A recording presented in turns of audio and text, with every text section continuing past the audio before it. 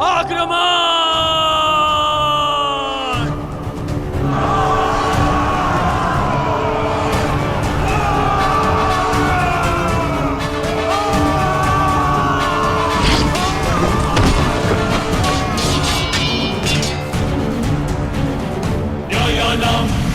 उल्कास्त्र प्राप्त्यर्थं साम्राज्यर्थं न्यायानाम् अधिकाराणां प्राप्त्यर्थं साम्राज्यर्थं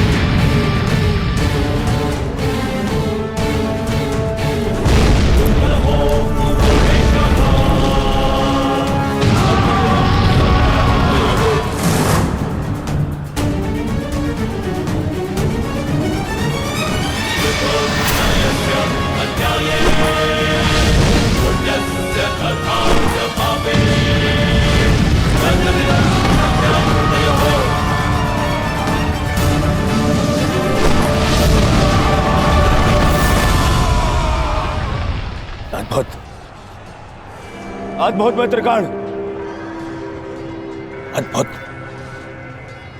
अपना मार्ग ज्ञात है ना सभी को?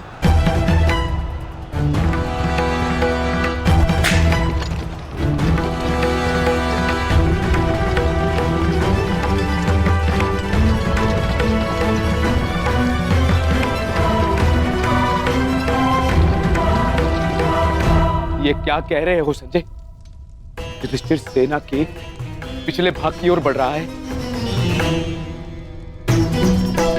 कहीं कहीं उसे हमारी रणनीति का भान तो नहीं हो गया? कौरव युधिष्ठिर को बंदी बनाना चाहते हैं। ये तो मुझे ज्ञात नहीं है महाराज, किंतु युवराज दुर्योधन इस बात से बहुत व्यग्र हो रहे हैं।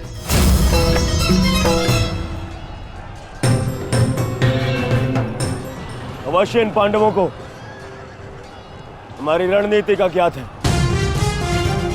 इसीलिए भीम एक और हमारी सेना को भ्रमित कर रहा है और युधिष्ठिर पीछे जा रहा है।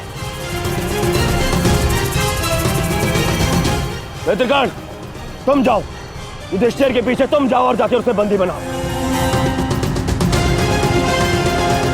युधिष्ठिर को बंदी बनाना हमारे लिए बहुत आवश्यक है। जाओ मित्र। परंतु मित्र, मैंने महाराज को वचन दिया कि आज किसी भी कौरव के प्राण नहीं जाएंगे। मुझे उस वचन को भी निभाना है मित्र। उसके लिए हम सब हैं यहाँ। युधिष्ठिर तुम्हारे सामने एक दुर्बल योद्धा है, तुम उसे आसानी से बंदी बना सकते हो मित्र। उसे बंदी बनाते ही ये युद्ध यहीं समाप्त हो जाएगा और मेरे भाइयों की रक्षा भी। मुझे ये युद्ध यहीं समाप्त चाहिए। कर्ण, जाओ आगे।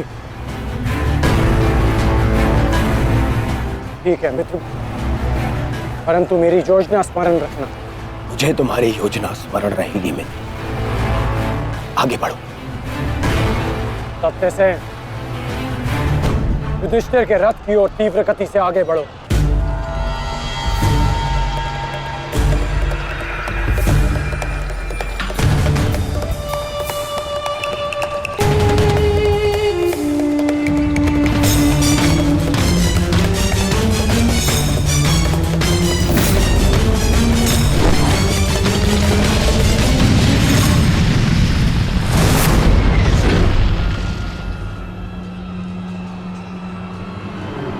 योद्धा शत्रु की ओर आगे बढ़ता है, उससे पीछे नहीं भागता।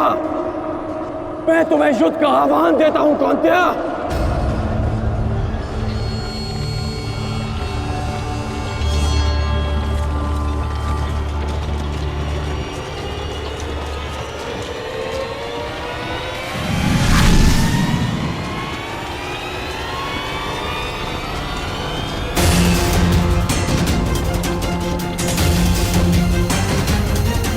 यथाकाष्ठं यथाश्वं च न मे याता महोरथो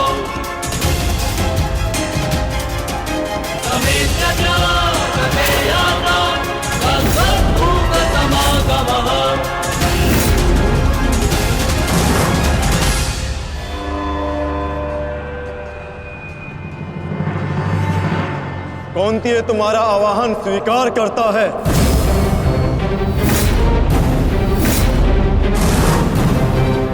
कल आपने मेरे साथ छल किया माधव। नहीं अंगराज, छल नहीं, ये रणनीति है।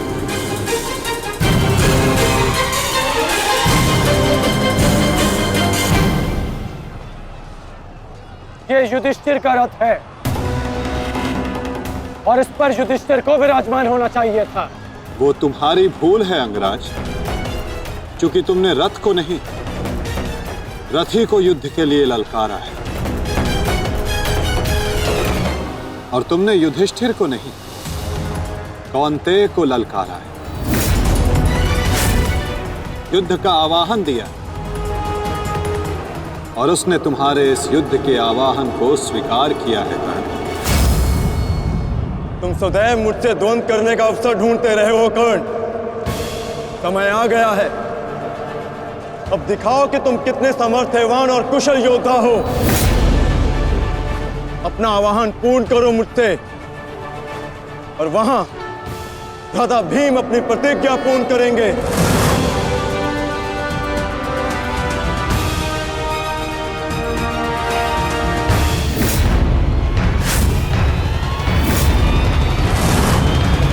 आज मैं 95 कौरवों का अंत कर दूंगा। पांचाली को दिया हुआ वचन और कुरु सभा में ली हुई प्रतिज्ञा आज दोनों ही पूर्ण हो जाएंगे। तुम आगे बढ़ो भीम, तुम्हारे मार्ग की बाधा हम दूर करते हैं। आगे बढ़ो।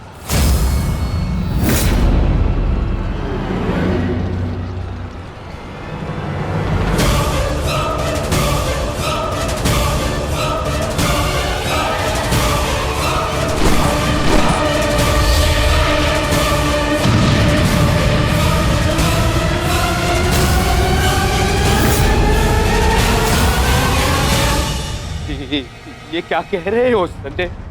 वहां वासुदेव ने काट से कर्ण को फंसा दिया और यहाँ भीम हमारे व्यू में प्रवेश कर चुका है। शेष तीनों पांडव उसके पीछे हैं। अब कौन बचाएगा मेरे पुत्रों के प्राण? कौन करेगा उनकी रक्षा?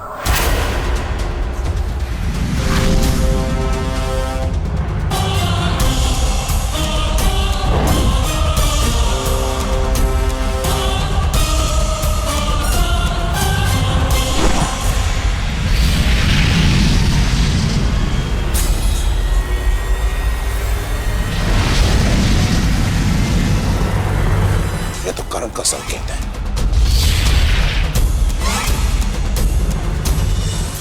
तुम कोई भी संकेत दे लो कर्ण, तुम्हारी सहायता के लिए यहां कोई नहीं आ पाएगा और ना ही मैं तुम्हें कौरवों की रक्षा करने के लिए यहां से जाने दूंगा। कौन कहता है कि मैं रक्षा के लिए संकेत दे रहा हूं? माधव भले ही तुम्हारे सारथी हैं, किंतु इनकी नीति मैं तुमसे अधिक पहचानता हूं। तुमने भले ही माधव की सहायता से मुझे युद्ध क्षेत्र से अलग कर दिया, किंतु मेरी रणनीति को विफल नहीं कर पाओगे अर्जुन।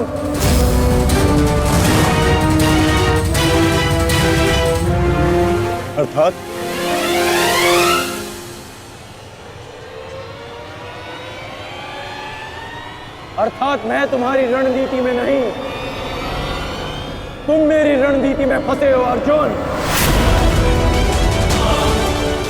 तुमने मुझे कौरवों से अलग नहीं किया, बल्कि मैंने तुम्हें पांडवों की सहायता से विमुख कर डाला।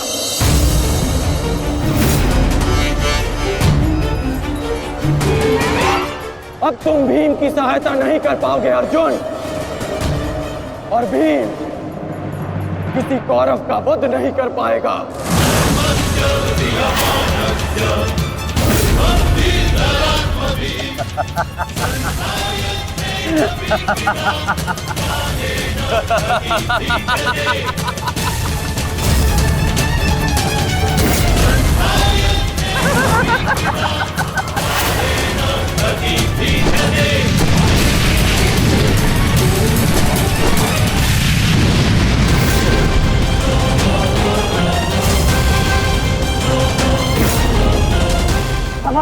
काल बनकर आए थे मूर्ख भीम, परंतु आज तुम स्वयं अपने काल के जाल में फंस गए। प्रिय भ्राता भीम, अकेले ही 100 कौरवों का वध करने की शपथ ली है ना तुमने? तो अब देखते हैं इस शपथ को पूर्ण करने का सामर्थ्य तुम में है भी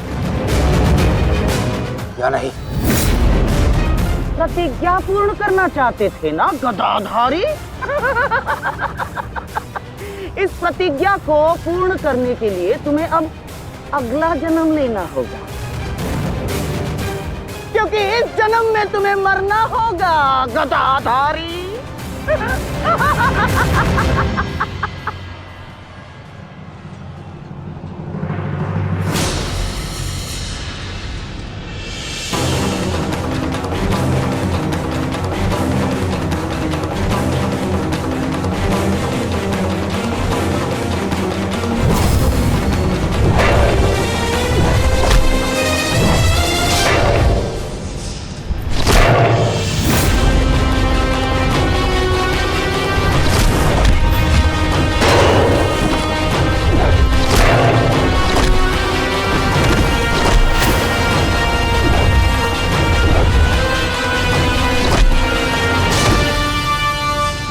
तुमने मेरे भाइयों को बहुत निर्दयता से मारा है भीम।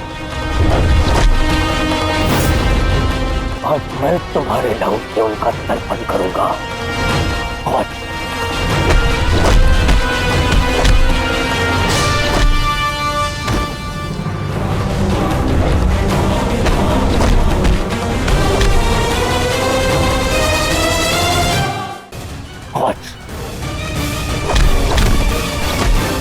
भीम, आज मैं अपने भ्राताओं की मृत्यु का प्रतिशोध लेकर रहूंगा।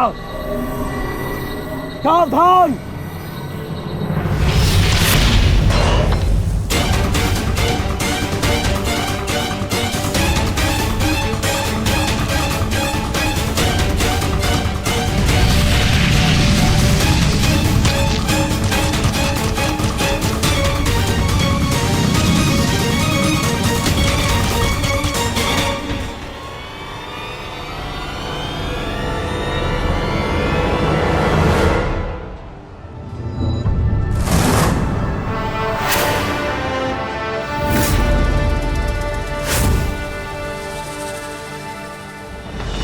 आपका प्रतिशोध पूर्ण हो न हो, परंतु मेरा प्रतिकार आज अवश्य पूर्ण होगा। अभिमन्यु, 2 योद्धाओं के बीच में आना युद्ध नियमों के विरुद्ध।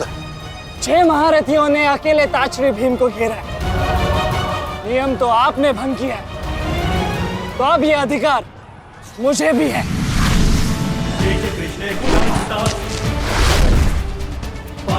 अभिमन्यु! चक्रबंधास्त्र।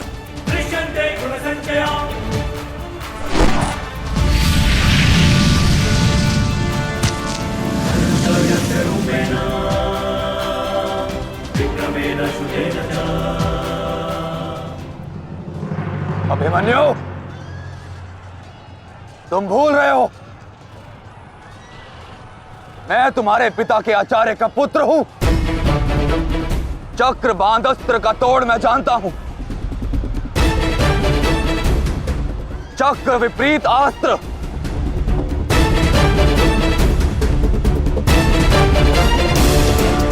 भूल तो आप रहे हैं महारथी।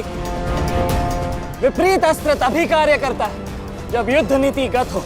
एक योद्धा पर आप सभी ने आक्रमण कर युद्ध नीति भंग की। अब अपनी इस अनीति का दमन देखिए। बालक! बालक! मेरी शत्रुता तुमसे नहीं है। मेरे मार्ग से हट जाओ, अन्यथा अपने प्राणों से हाथ धो बैठोगे। धो तो आज मैं उस कलंक को दूंगा जो मेरे परिवार के माथे पर है, कि अपने कुलवधू के अपमान का प्रतिकार नहीं कर पाए।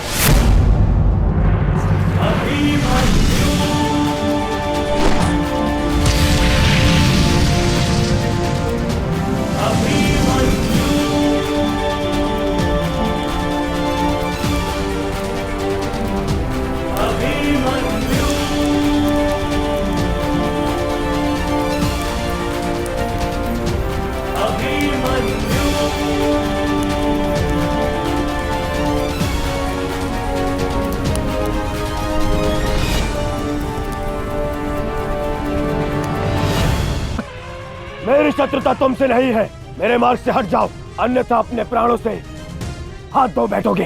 तो आज मैं उस कलंक को दूंगा जो मेरे परिवार के माथे पर है, कि अपने कुलवधू के अपमान का प्रतिकार नहीं कर पाए।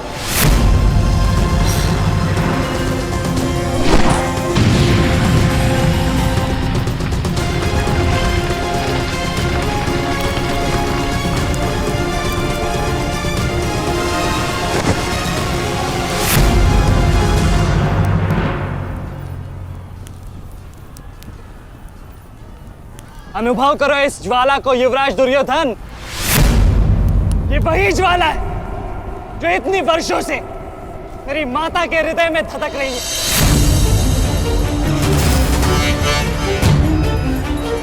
छोटा था मैं बहुत, पर मेरा रोम रोम जल उठता था ये सुनकर कि मेरी माता के साथ क्या हुआ। सोचो मेरे माता पिता और मेरे काका पर क्या बीती होगी जब उन्होंने वह दृश्य देखा। मेरे माता पर क्या बीती होगी जब सहस्त्रों आंखें उनके वस्त्रहीन होते शरीर पर पड़ रही थी। आज मैं आपको उस अपमान का अनुभव कराऊंगा। आपकी पूरी सेना और महारथियों के समक्ष आपका वस्त्र हरण करूंगा और कोई कुछ नहीं कर पाएगा।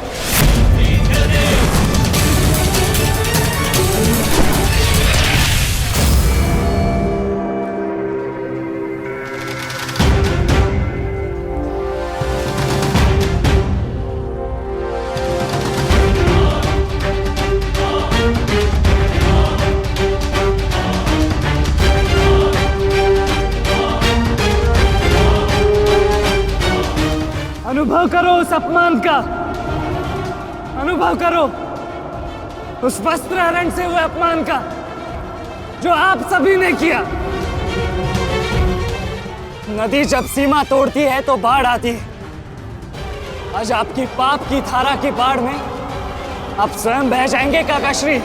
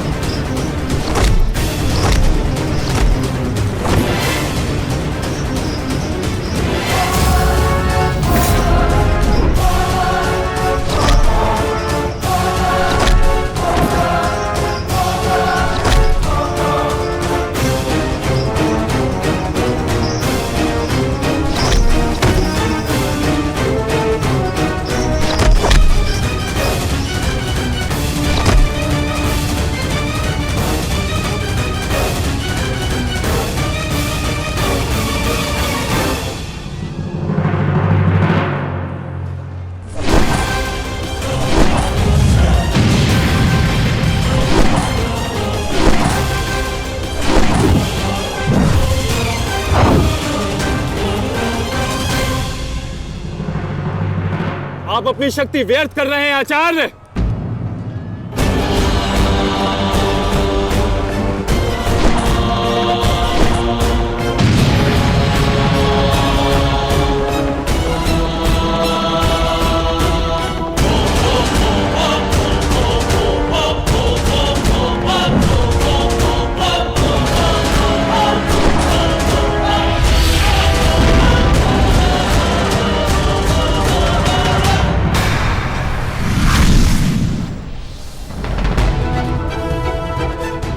दुर्योधन को मेरी सहायता की आवश्यकता है। चलो सत्यसेन।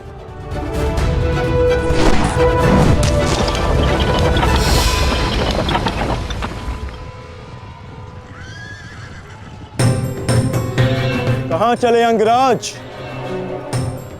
मैं जानता हूं कि तुम्हारे मित्र पे आए संकट का संदेश तुम्हें मिल चुका है, परंतु मैं तुम्हें जाने नहीं दे सकता। तुम कदाचित मुझे रोक सकते थे अर्जुन, परंतु तुमने एक भूल कर दी।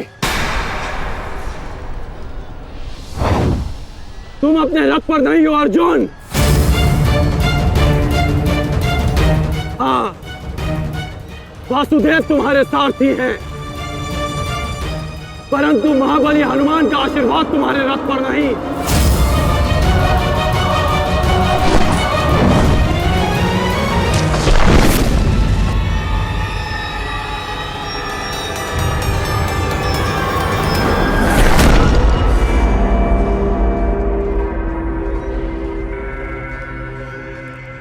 चलो। मैं अभी भी पराजित नहीं हुआ हूं कर्ण। तुम इस प्रकार द्रोण छोड़कर नहीं जा सकते।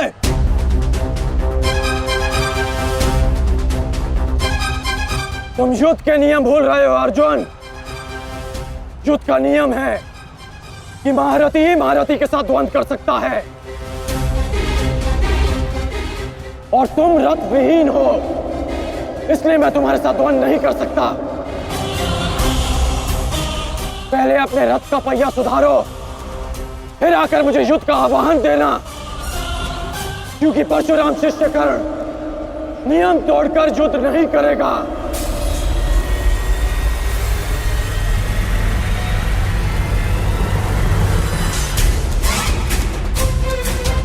चलो सत्यसेन।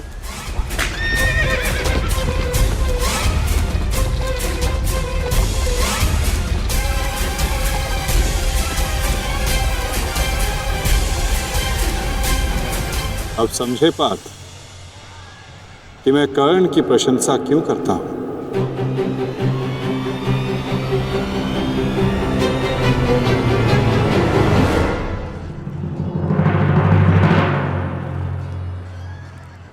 मानता हूं कि आपका वध करना काकाश्री की प्रतिज्ञा थी। उनकी प्रतिज्ञा को भंग करने का दंड मैं सह लूंगा, परंतु आज अपनी माता के अपमान का दंड मैं आपको अवश्य दूंगा।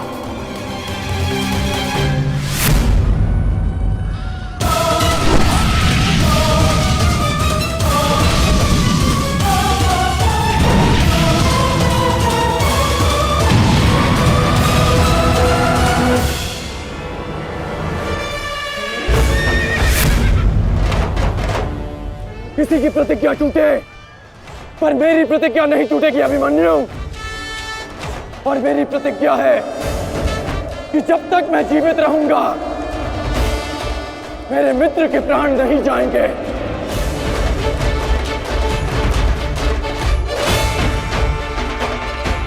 यदि जीवित रहना चाहते हो तो पीछे हट जाओ अभिमन्यु। आप भूल रहे हैं अंगराज कि मैं किसका पुत्र हूं। पीछे हटने के बारे में सोच भी नहीं सकता। तो प्रहार सैनिक के लिए तत्पर रहो।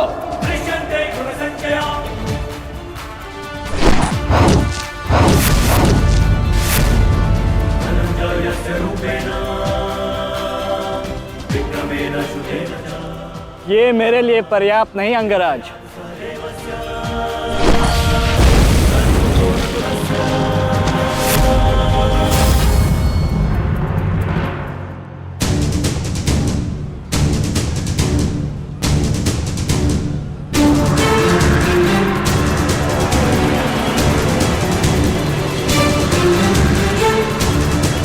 ना मेरे पास बाणों की कमी है और ना प्रहारों की।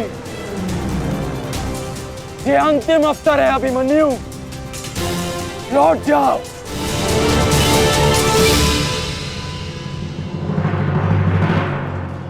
तो मेरे तुनीर में भी उत्तर प्रस्तुत है अंगराज।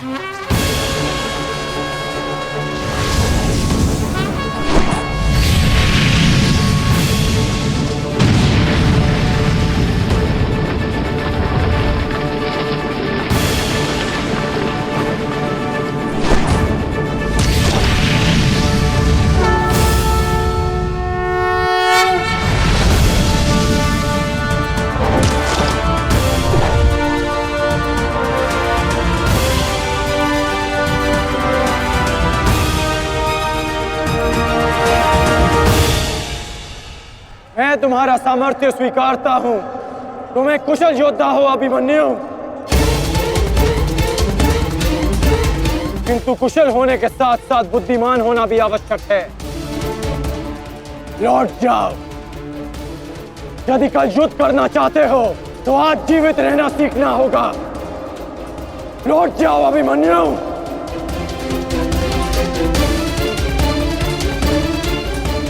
एक योद्धा के लिए आज या कल नहीं होता अंगराज, उसके लिए केवल वो ही पल होता है जिसमें वो मृत्यु के सामने खड़ा होता है। एक वीर योद्धा से सुना था मैं, हे मृत्यु, तैयार यदि तू आने को, प्रसन्न मुखा। द्वार खुला है, तेरा स्वागत, प्रसन्न मुखा।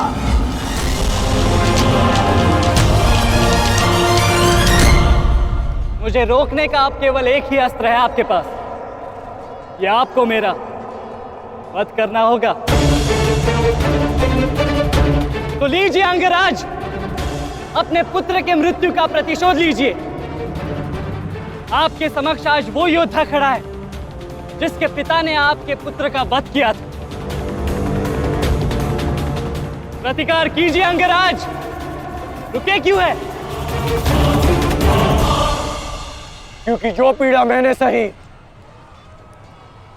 मैं नहीं चाहता कि वो पीड़ा मेरा शत्रु भी सहे। कृष्ण ने अपना विकल्प स्वयं चुना था। वो रणभूमि छोड़कर जा सकता था, परंतु उसने मृत्यु चुनी। गर्व है मुझे तुम जैसे युवा योद्धाओं पर, जो अपना कर्तव्य पूर्ण करने के लिए सदैव तत्पर रहते हैं। मैं जानता हूं कि तुम पीछे नहीं हटने वाले अभिमन्यु, परंतु मुझे भी अपना कर्तव्य पूर्ण करना है।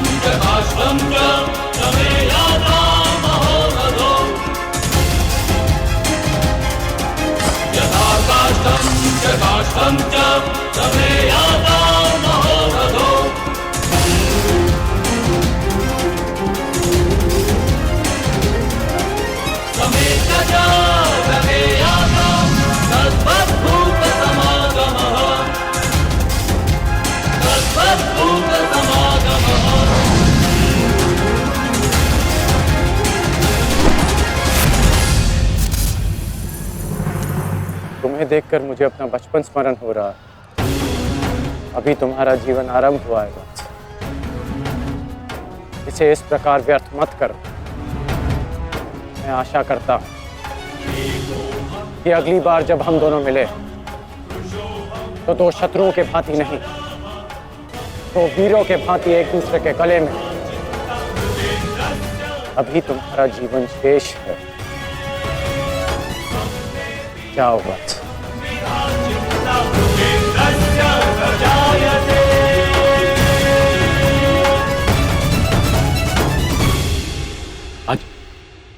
आज कौरवों की विजय हुई है गांधारी। पांडवों की एक अक्षुणी सेना को ध्वंस कर दिया है हमने आज। भीम हमारे एक भी पुत्र को क्षति नहीं पहुंचा पाया, एक भी।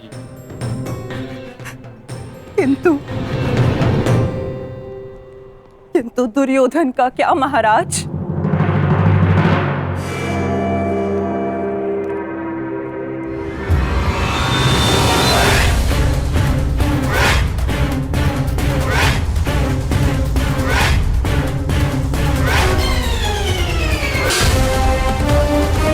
मित्र,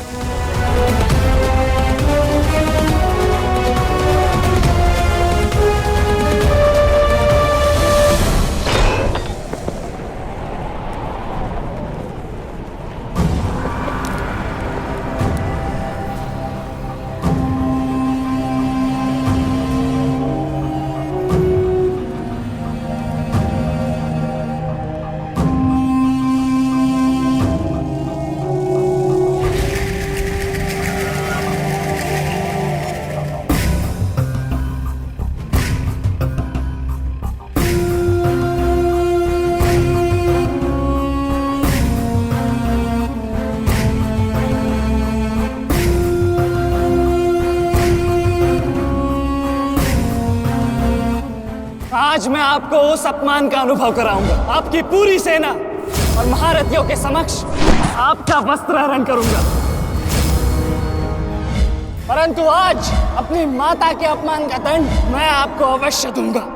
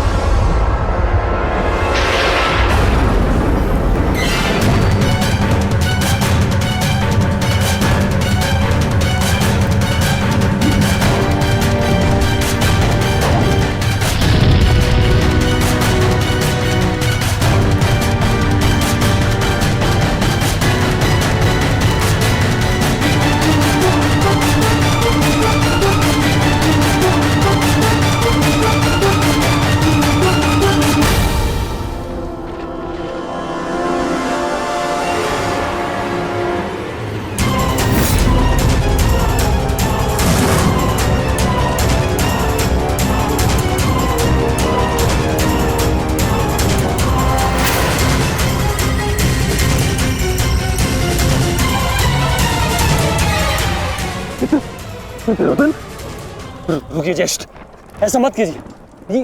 ये क्या कर रहे हैं आप? दुर्योधन, दुर्योधन, ये सब कुछ क्या है? आज के इस युद्ध में हमें विजय मिली है, फिर ये सब कुछ क्यों कर रहे हो तुम? ऐसी विजय जो अपमान की थाली में सजा कर मिले, ऐसी ही विजय से श्रेयस्कर है कि मृत्यु को पालूं। नहीं। मेरे जीवन में कभी मेरा इतना अपमान नहीं हुआ है। अब इस जीवन का और कोई मूल्य नहीं। मैंने ये युद्ध संपत्ति के लिए नहीं, अपने हट, अपने सम्मान के लिए बुलाई थी। अब जब सम्मान ही नहीं रहा तो इस विजय का मैं क्या करूंगा? मेरी सेना के सामने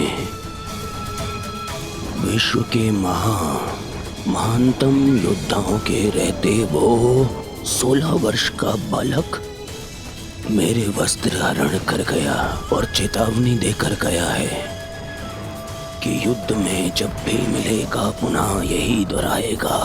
अब ये वस्त्र हरित दुर्योधन सम्राट बन भी गया। कैसे अपनी सेना से, अपनी प्रजा से आंख मिला पाऊंगा मैं? इस लज्जा के साथ मैं अब जीवित नहीं रह सकता। नहीं दुर्योधन, देखो अपने क्रोध पर काबू पाओ। देखो विजय हमारे निकट है दुर्योधन, मानो मेरी बात। छोड़िए मुझे मामाश्री, छोड़िए मुझे, अन्यथा इस अग्नि में मैं अपने आप से पहले आपकी आहुति दे दूंगा। छोड़िए मुझे। नहीं। छोड़िए, छोड़िए मुझे।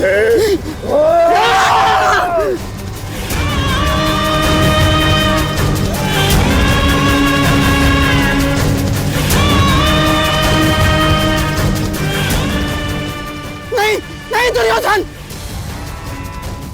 देख क्या रहे हो मूर्खों? कोई रोको इस अनर्थ को।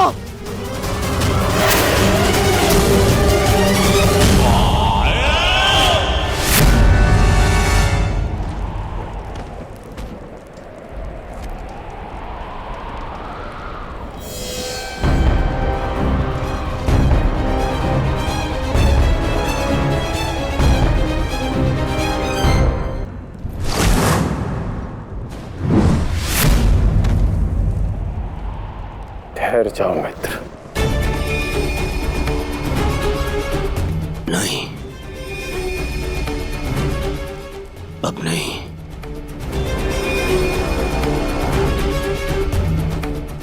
क्रोध में विवेक मत खो बैठा। जो अपना सम्मान खो चुका हो उसके पास खोने को और क्या शेष है।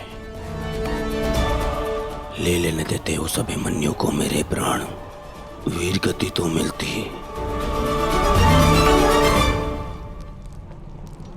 सारी सेना के सामने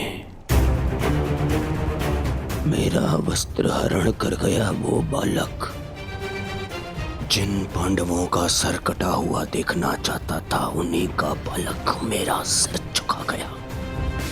संसार के सारे योद्धा देखते रह गए और वो बालक मुझे अपने बाणों के चक्र में फंसा गया। मैं ये अपमान सहन नहीं कर सकता। क्या करूंगा जीवित रह गए जब संसार के सामने शीश उठाकर चल भी नहीं सकता मैं। इसीलिए अब मैं अग्नि स्नान करूंगा।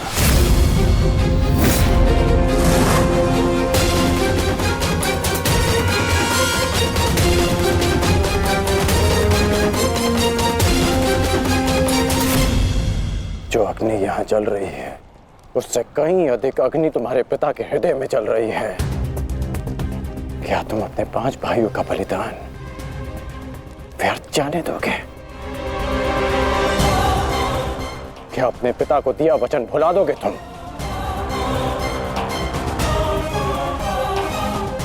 अपने चारों ओर देखो मित्र, क्या ये सब व्यर्थी अपने प्राणों के साथ खेल रहे हैं? जो वीर गति को प्राप्त हुए हैं, क्या उनका बलिदान व्यर्थ जाने दोगे तुम? तुम्हारे अनुज, तुम्हारे मामाश्री, तुम्हारे गुरुदेव, ये सब तुम्हारे सम्मान, तुम्हारे अधिकार के लिए लड़ रहे हैं और तुम अपने कर्तव्य से मुंह मोड़ना चाहते हो। पूछो अपने सैनिकों से कि आज जो युद्ध में हुआ कि क्या वो उससे लज्जित हैं या वो कल युद्ध में उसका प्रतिशोध लेंगे?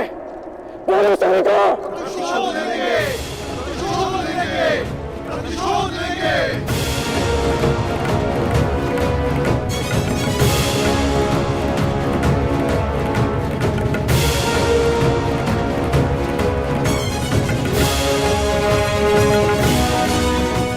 इन सैनिकों का सम्मान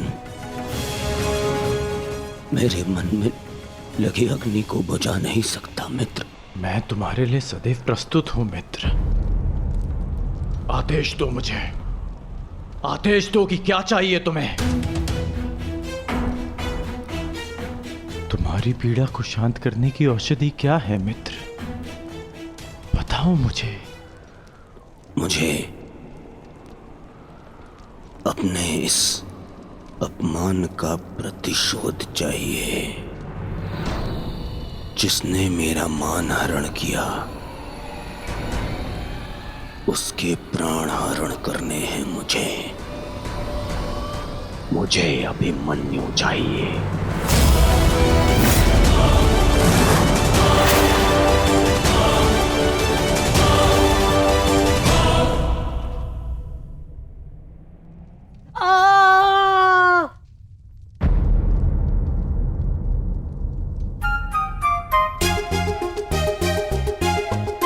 बहुत पीड़ा हो रही है ना इन्हें? पीड़ा? अभी तक मैंने इसके घाव को छुआ भी नहीं है। अभिमन्यु तुम्हें सताने के लिए उपक्रम कर रहा है उत्तरा। बहुत बुरे हैं आप। और तुम बहुत डरपोक। एक योद्धा की पत्नी के मन में इतना भय शोभा नहीं देता उत्तरा। ये घाव हमारे लिए आभूषण होते हैं।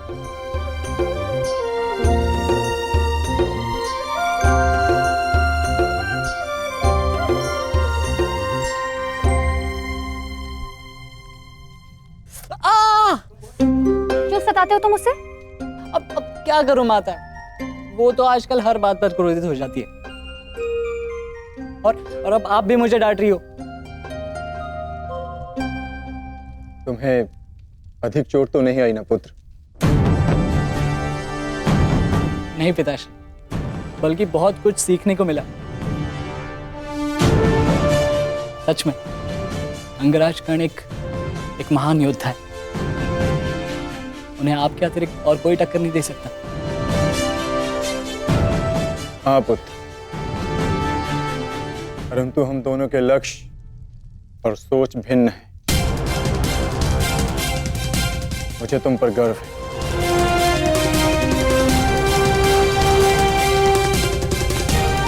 गर्व तो होना ही चाहिए। आज अभिमन्यु ने दुर्योधन को उचित उत्तर दिया।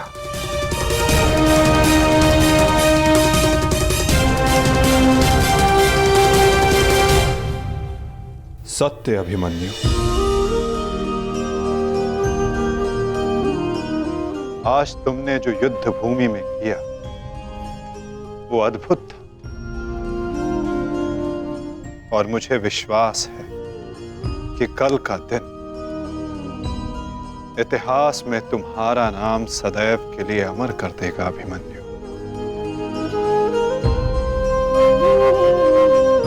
इतिहास से पूर्व मेरे पुत्र ने अपनी छवि मेरे मन में अमर कर दी है। 14 वर्षों के पश्चात आज पहली बार मन को एक शीतलता पहुंची कि मेरे पुत्र ने मेरे साथ हुए अपमान और अत्याचार का भान उस दुर्योधन को करवाया। मेरी आत्मा को जैसे एक वस्त्र का संबल मिल गया। इसके लिए मैं सदैव के लिए अभिमन्यु की ऋणी रहूं। जीवन तो पल पल में है सखी, जिस पल को जी लो वही जीवन होता है। आज तुम प्रसन्न हो, जी लो सखी, आज का दिन जी लो। कल का दिन तो अभिमन्यु के जीवन का अंतिम दिन होना चाहिए।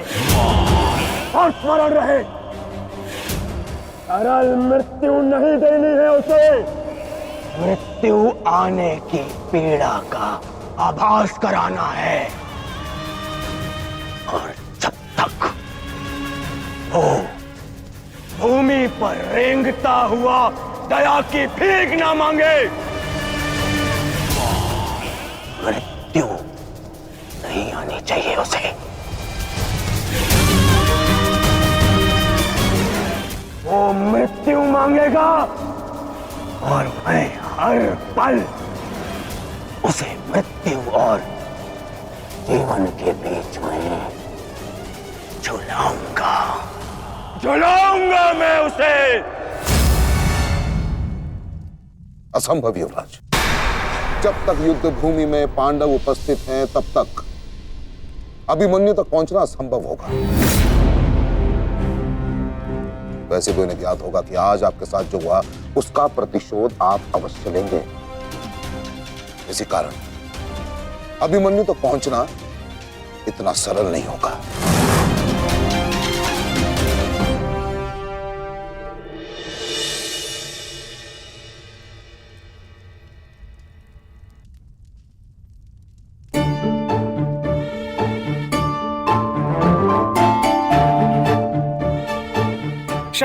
क्षमा कर दो, भूल हो गई बस। अच्छा, अब क्षमा भी कर दो। जिसने युवराज दुर्योधन का मस्तक झुका दिया वो आज तुम्हारे समक्ष सर झुकाए मना रहा है तुम्हें। देखो, किसी ने मुझे इस प्रकार सर झुकाए देख लिया ना तो मेरा बहुत उपहास उड़ाया जाएगा। पहले वचन दीजिए कि भविष्य में आप इस तरह मेरा उपहास नहीं बनाएंगे। आपको अनुमान भी है मैं कितनी भयभीत हो गई थी। अब इसमें भयभीत क्या होना उत्तरा? आप नहीं समझेंगे, मुझे आपसे बात ही नहीं करनी। तो ठीक है, मत बात करना, परंतु कल यदि लौटा नहीं ना तो पछताना नहीं कि दोबारा ऐसे मत बोलना आर्य। भाई खो चुकी हूँ, पति नहीं खो सकती। क्षत्रिय हूँ, अपने अधिकार लेना जानती हूँ। आपको लौटना होगा, क्योंकि इस बार केवल मैं नहीं, आपकी होने वाली संतान भी आपकी प्रतीक्षा करेगी।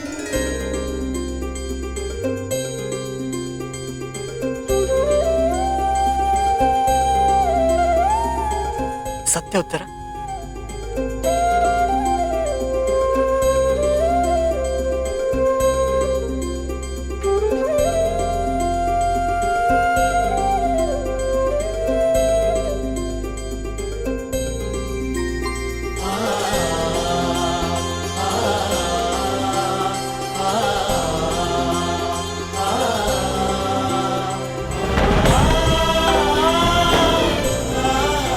मैं तुम्हें वचन देता हूं उत्तरा, तुम और हमारी संतान सदा मुझ पर गर्वित रहेंगे। जानती हूँ आपकी संतान बहुत भाग्यशाली है, उसे अपने पिता की शौर्य गाथा सुनने को मिलेगी। गाथाएं विजय के साथ होती है उत्तरा, और विजय अभी शेष है। युद्ध शेष रहे या न रहे, उस अभिमन्यु के प्राण शेष नहीं रहने चाहिए आचार्य। आप सेनापति तीरगत के वीर रेशु शर्मा, मध्य नरेश शैल्य, अश्वत्थाम अंगराज, इतने वीरों के होते हुए भी क्या एक बालक को बंदी बनाया नहीं जा सकता? तुम्हारे प्रतिशोध के लिए केवल कुशल योद्धाओं की नहीं, बल्कि एक उत्तम योजना की आवश्यकता है मेरे होने वाले सम्राट। हमारी सफलता एक उत्तम योजना में छिपी है।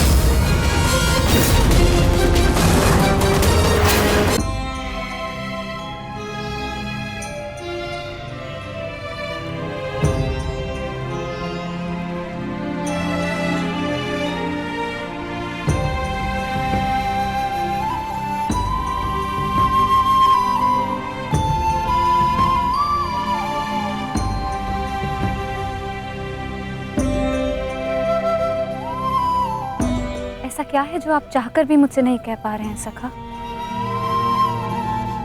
ये रात का अंधकार भी आपके मुख पर आए हुए भाव मुझसे नहीं छुपा सकता। रात्रि के बाद दिन आता है सखी, उसी प्रकार जीवन के पश्चात मृत्यु आती है। सुख के बाद दुख आता है, और यही सृष्टि का नियम है। हमें अपने जीवन में सबके लिए तत्पर रहना चाहिए सखी।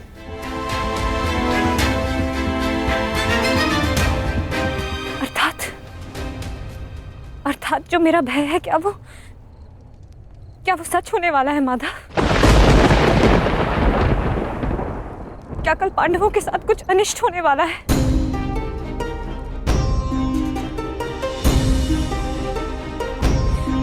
आप तो सब जानते हैं ना सखा। बताइए मुझे, बताइए मुझे।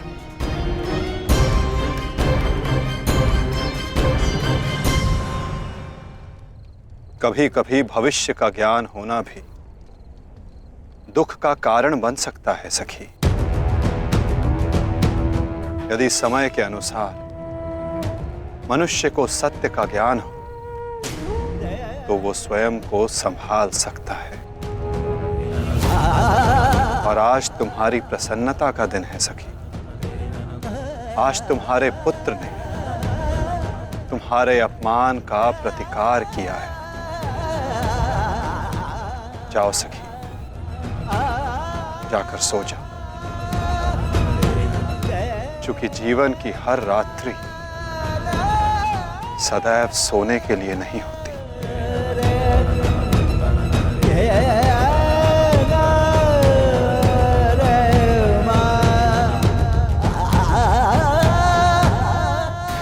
तब तक सो नहीं पाऊंगा जब तक मेरा प्रतिशोध पूर्ण ना हो जाए आचार्य। प्रतिशोध की आग में कोई और भी जल रहा है। युवराज दुर्योधन,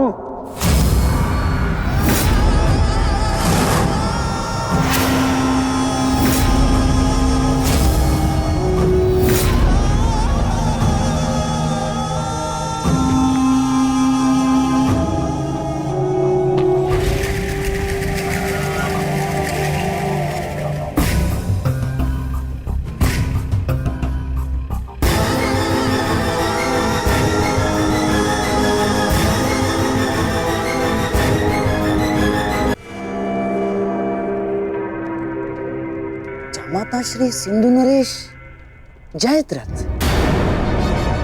भूल को क्षमा किया जा सकता है, अपराध को नहीं। इस सम्मान के पश्चात विचलित बचा तो ऐसा भयंकर प्रतिशोध होगा कि तुम पांचों की आत्मा कांप उठेगी। प्रतिशोध दूंगा।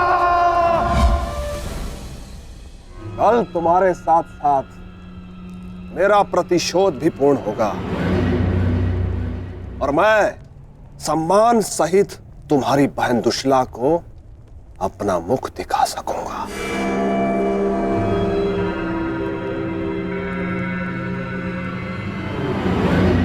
इतने समय आप कहाँ थे सिंधु नरेश?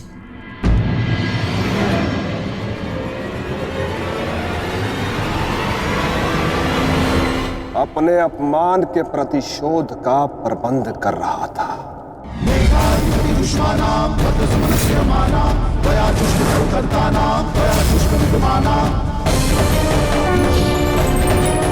पुत्र जयद्रथ,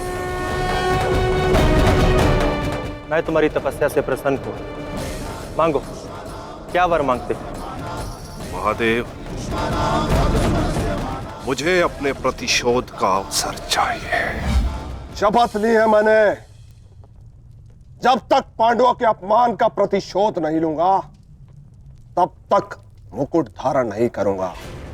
और वो दिन कल आएगा वो दिन जब मैं पांडवों को ऐसी पीड़ा दूंगा कि वो जीवन भर नहीं भुला सकेंगे। महादेव का आशीर्वाद है मेरे साथ और मैं तुम्हारे साथ युवराज, तुम्हारी योजना और मेरा प्रतिशोध दोनों कल सफल होंगे।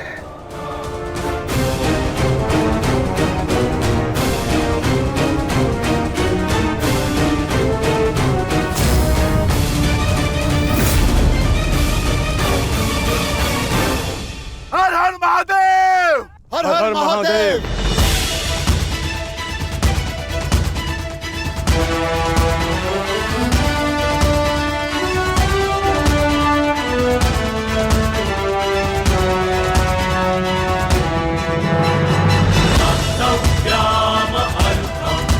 सर्वोत्तम बनपुत्र, संसार के सभी योद्धाओं में तुम्हें सबसे अधिक कीर्ति प्राप्त हो।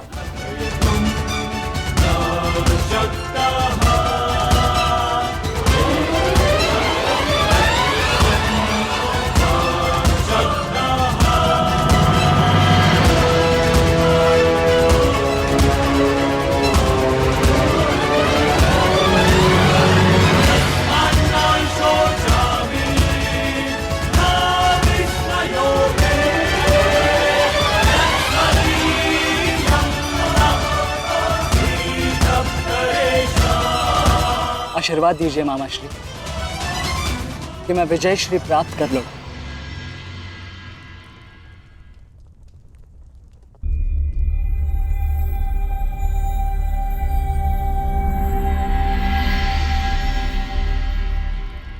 विजय तो कायरों को भी प्राप्त होती है पुत्र, परंतु कीर्ति और यश केवल शूर वीरों का मुकुट बनती है। मेरा आशीर्वाद तुम्हारे साथ है पुत्र। तुम युद्ध क्षेत्र में वो कीर्ति प्राप्त करो जो तुम्हें अमर बना दे।